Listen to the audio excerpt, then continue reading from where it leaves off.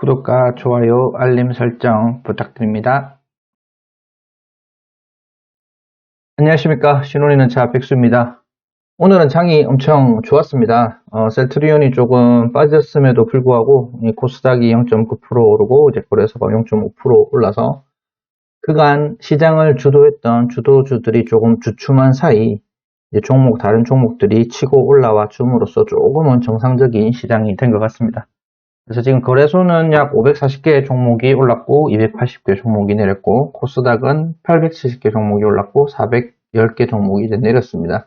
시장이 상승하면 이렇게 상승 종목과 하락 종목이 상승 종목이 더 많아야 되는 게 정상적이거든요. 근데 지금까지는 그러지 않았습니다. 셀트리온 삼형제가 치고 올라가는 날은 셀트리온 시가총액이 워낙 크기 때문에 코스닥이 올라감에도 불구하고 코스닥의 하락 종목이 더 많은, 그리고 삼성전자 하이닉스가 치고 올라가는 날은 거래소가 올라감에도 불구하고 거래소의 하락 종목이 더 많은 그러한 증상이 많이 발생을 했었는데, 오늘은 이제 조금 정상적인 시장이 되었고, 그리고 이제 사람들이 수익을 내기 조금 쉬워지는 그러한 상황이 되지 않나 싶습니다. 이제 물론 지금 지수가 너무 높이 있어서 이 부분은 언젠가는 조정을 받을 텐데, 이제 그거는 조정이 왔을 때 잘 대응을 하면 되고, 지금은 조금 즐기는 그러한 시간이 될 수 있을 것 같습니다.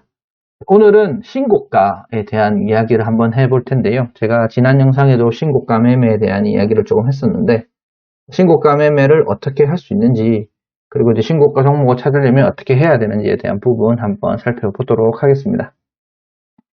이거는 지금 카이로스 미래셋 HTS고요. 네, 이 HTS에서 신고가라고 검색을 하시면 신고가 종목을 찾을 수 있는 이런 기능이 나옵니다. 이거 누르면 지금처럼 여기에 나와 있는 0188 신고가, 신저가 종목 이렇게 되어 있고요. 그리고 돌파 유지 일시 돌파 250일, 60일, 20일, 10일, 5일 이거는 설정하기 나름인데, 저는 일시 돌파 250일 이런 식으로 검색을 하게 됩니다. 그래서 조회를 누르게 되면 약 70억 개 종목이 현재 나오고 있고, 신저가 같은 경우는 한 종목이 나오고 있죠. 그만큼 이제 시장이 강하다는 걸 보여주고 있습니다. 시장이 좀 조정 장세다. 그러면 신저가 종목도 좀 꽤나 뜨게 되는데, 지금 이제 워낙 시장이 강하니까 대부분 다 종목이 신고가를 가고 있는 그런 상황이라고 보시면 되겠습니다. 이 신고가 종목을 계속 조회를 하면서 이렇게 종목을 찾으시면 되는데요.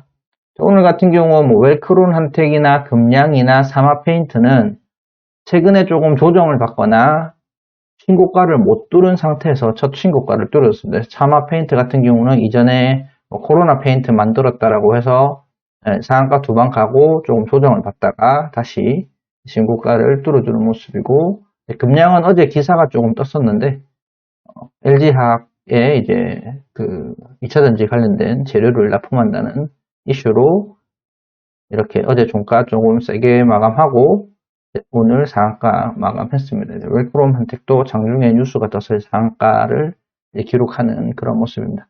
이제 신고가 매매를 할 때 일반적으로 직장인들이 계속해서 HTS를 볼 수 있는 게 아니기 때문에 이런 상한가 가는 종목은 잘 잡기가 어렵습니다. 왜냐하면 이제 장중에 튀어 올라가면서 너무 높이 튀어가 있으면 물리는 경우가 있기 때문에 너무 이제 신고가 부분이랑 너무 차이가 많이 나는 그러한 종목들은 매수를 하지 않는 게 좋습니다. 그러면 이제 어떻게 매수를 해야 되느냐에 대한 부분 보시면 박스권 매매를 그냥 정석적으로 하신다라고 보시면 되는데요.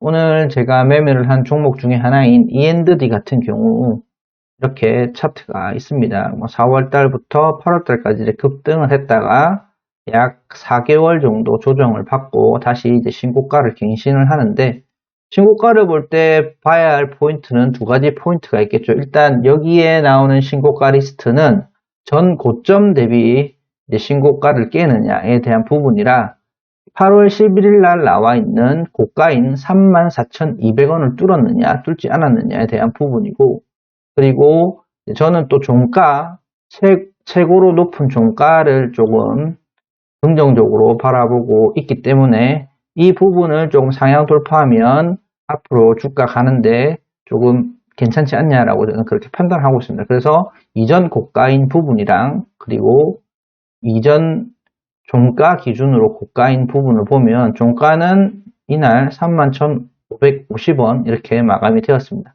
그래서 거래량이 터지는지도 한번 확인을 해봐야 되고, 거래량이 터지면서 이전 종가, 요 위에 있는 고가든 아니면 종가 기준 고가든 이거를 상향 돌파하는 녀석을 이제 매매를 하면 되는데요.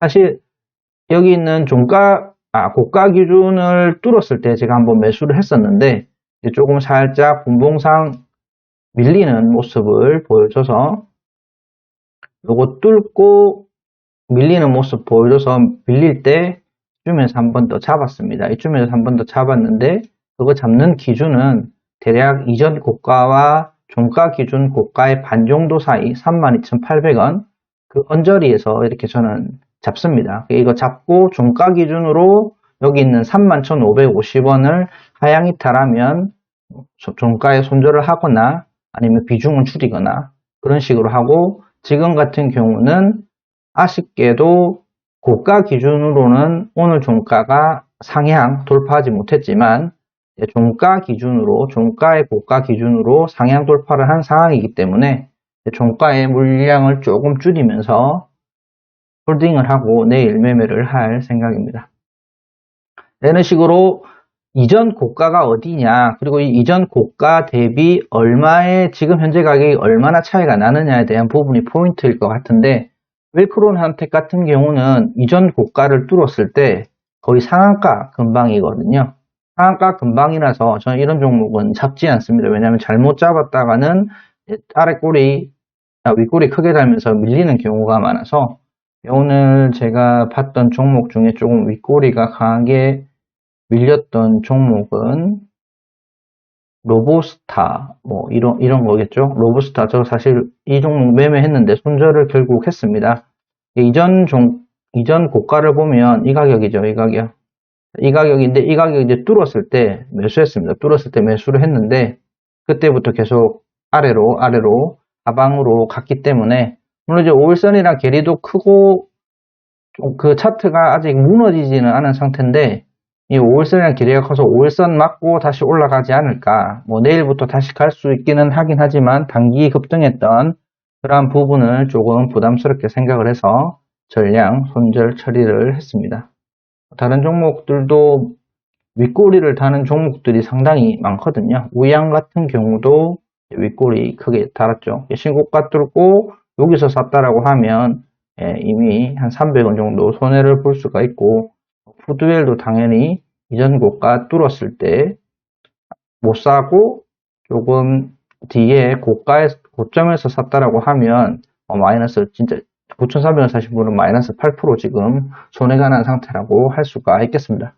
하지만 이제 신고가 같은 경우는 다시 메꿔주는 그러한 부분이 많기 때문에 조금 더 안정성이 있지 않냐라고 생각을 하지만, 굳이 내 계좌에 마이너스 몇 프로 나는 종목들을 가지고 가야 되냐에 대한 그러한 부분에 있어서는 고가일 때는 사지 않습니다. 그래서 일반적으로 저는 이전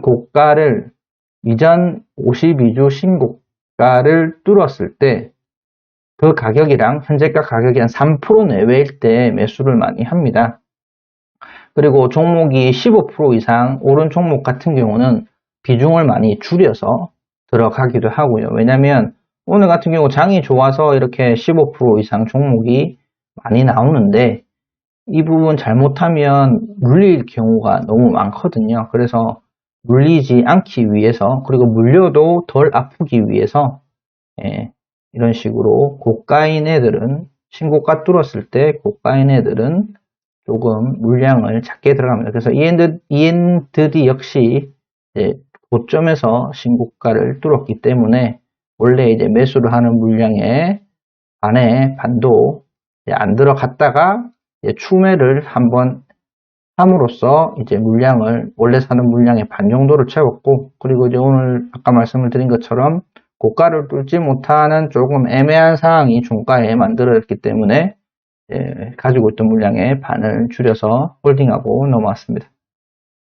히닉스 소재 같은 경우도 요렇게 이전 고가를 뚫은 12월 10일 날 신고가 매매를 했다라고 하면 이제 음봉 맞고 엄청 아픈 그런 상황이 될 수도 있습니다. 이제 물론 다시 이렇게 상방으로 올라오긴 했지만 이렇게 종목을 보면서 이전 신고가랑 얼마나 차이가 나느냐에 대한 부분 한번 확인을 해 보시면 되는데요.